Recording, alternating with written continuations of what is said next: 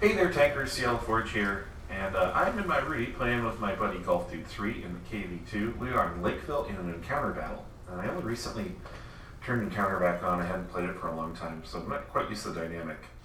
Ooh, snap a shot off against the Swede, hoping for some spots along the lake road before I move from my perch here from the T71. But it looks as though he's really only spotting those guys that have made it across the bottom lake. So I blind shot a few bushes, and yeah, I'm running this at ×2 speed, as there's a lot of time in this in which nothing really happens. Alright, so we don't think we're going to get any more spots. Decide to go into the town and lay down some deeps. And there's already a tank in the cap circle, and of course encounter, there's like a 4-minute, takes 4 minutes to cap. And I roll way too far, and I do something a little spicy here to the Spice Panzer.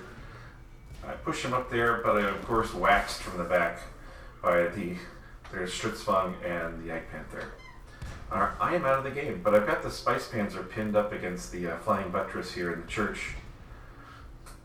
He is not in the cap, but he's pretty neutralized the threat, really only being able to fire down the 9 line with that gun. Walt is also in the cap defense here in his KV2, but he's going to have some problems just against the DPM that is arrayed against him. The Batchet 12T is messing around behind the side of the church there, trying to work the Jagdpanther. Here we see them going back and forth. Alright, the score is 1-1 at this point, and we have 3 of our players in the cap. And of course, it's such a long cap. You know, it's really not going to be effective. There's just some really tomato-like bashing back and forth, and I can't talk. I blew it. Batchet 12T goes in to take out the Spice Panzer, almost knocks my corpse out of the way and almost frees the Spice Panzer. I was really afraid that was going to happen when it went on. But of course the Batchet 12T, I don't know why he really felt the need to go after him like that, because he had so many tanks taking shots at him when he went in. The Borsig from the River Road has destroyed Golf Dude in the KV2. They've got some serious firepower aimed at the church on that River Road. And now our TDs bravely mount a defense of our spawn point.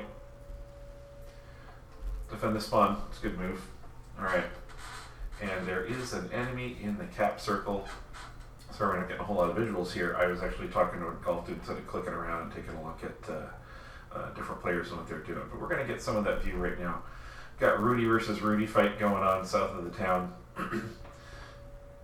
Our TDs are slow to give up their guardianship of the valley and the spawn point. They are making their way over. And I'll switch over to the Udas, who's actually been having a pretty good game, but he came off the River Road, and he does get one into the Rudy, and then he deploys his crutches, and he's frozen for... He's got 3 marks on that gun. Fantastic. Wow. Anyway, he's dead. He deployed his crutches, trying to get his gun on the... Oh, the SU-100M1 going after the Borsig here on the Lake Road, and he gets one in, but the Borsig finishes him.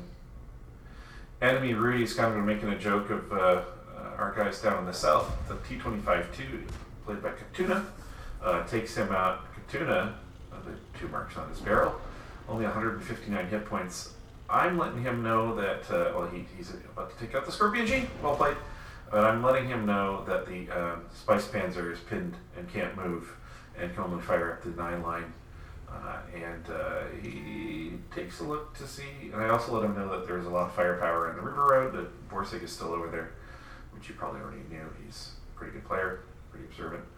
Anyway, the Spice Panzer, still pinned, and he smartly decides to leave him alone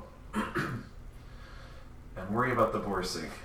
You know, not give the Borsig an opportunity to shoot at him, just be at a greed. So he gets into the cap, and it's a 4-minute cap, and I'm going to go to ×4 mode here now as we wait to see what the Borsig's move is. So Spice Panzer and T-25-2 can't see each other. The Borsig does not have a easy line on the cap. He's going to have to come in.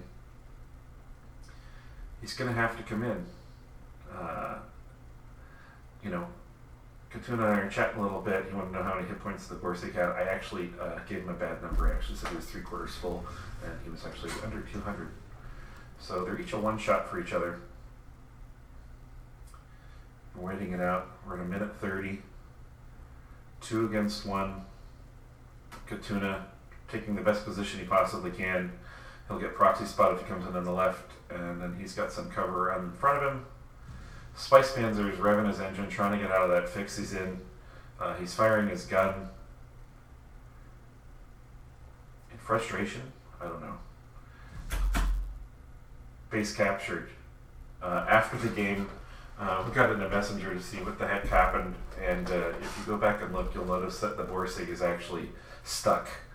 So the enemy team, comprised of 2 stuck tanks, and Katuna was able to take a 4-minute cap.